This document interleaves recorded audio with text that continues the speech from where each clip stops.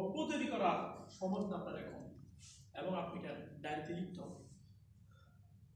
আপনি আপনার ডায়েরিতে এটা লিখতে হবে, সুন্দর করে একটা ব্যানার বানিয়ে আপনার ছবি সহ আপনি কবে আপনি নতুনভাবে নিজেকে তৈরি করতে চান সেটার একটা ওয়ালপেপার মোবাইলের স্ক্রিনে আপনাকে এইভাবে দিতে হবে, যা আগামী এতদিনের মধ্যে আমি স্টার ডায়মন্ড, আমি এসএসডি, আমি ডাবল ডায়মন্ড। তাহলে কি হবে, মোবাইল হাতে নেন না এমন কোনো ঘন্টা নাই, শুধু ঘুমের ঘন্টা বাদে। চাকরি থাকলেও মোবাইল হাতে নেই। যখন আপনি মোবাইল হাতে নেবেন আপনার স্বপ্ন আপনার সামনে বেশি উঠবে, জানতে এই স্বপ্ন দেখেছি আমাকে এই কাজটি করতে হবে। আমার প্রশ্ন ক্লিয়ার? টিপস দিচ্ছি আপনাদেরকে, শুধু সেমিনার নয়, আমাকে এখানে টাকা দিয়ে নিয়ে আসছে অফিস থেকে। যদি আপনারা কিছু নিতে না পারেন অফিসটা আমাকে পে করে দিবে, আপনাদের সময় কিন্তু বৃদ্ধা চলে যাবে। আমরা বুঝতে sir? So number one first আজকে মিটিংয়ে এই কাজটা আপনারা করবেন।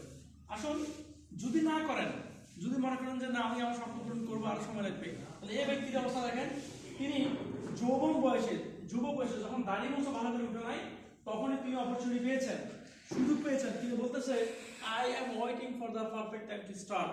আমি পারফেক্ট একটি সময় যখন আমার হবে তখন আমি শুরু করব।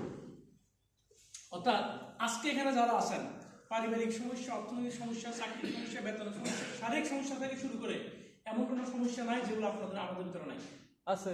এখন আমরা যদি ওই সমস্যার দিকে তাকিয়ে যদি বলি যে সমস্যা শেষ হোক তারপর আমি শুরু করব, তাহলে ভাই সমস্যার জীবনও শেষ হবে না। বুঝতেছেন? সমস্যা এখন আছে, ডায়মন্ড হলেও থাকবে, ইএসডি হলেও থাকবে, ক্রাউন অ্যাম্বাসেডর হলেও থাকবে, বাট পার্থক্য হচ্ছে এখন আপনার সমস্যা মোকাবেলার কোনো ব্যাকআপ নাই, তখন আপনার ব্যাকআপ থাকবে, সাপোর্ট থাকবে। যখন সাপোর্ট থাকবে তখন সমস্যা একটা করে পালাবে। কমন কনসেপ্টটা বুঝতেছেন?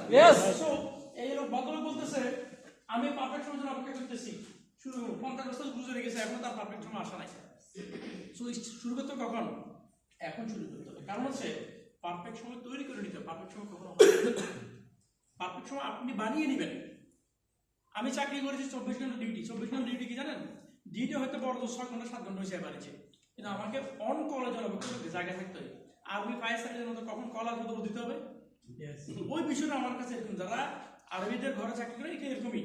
এখানে নেগেটিভ অর্থ আমার কোনো কিছু নাই, কারণ আমাকে যিনি স্যালারি দিয়েছেন, আমার মালিক থাকার জায়গা দিয়েছেন, খানার ব্যবস্থা করেছেন, গাড়ি দিয়েছেন, মাসের একটা হ্যান্ডসাম স্যালারি দিয়েছেন, তার কাজের জন্য দিয়েছেন। আমাকে ডিএসএফ করে দেওয়া শুধু স্যালারি দিবেন না। সুতরাং আমাকে আগে তার কাজ ঠিক রাখতে হবে, তারপরে আমি ডিরেকশন করবো না, দিস ইজ মাই ডিসিশন।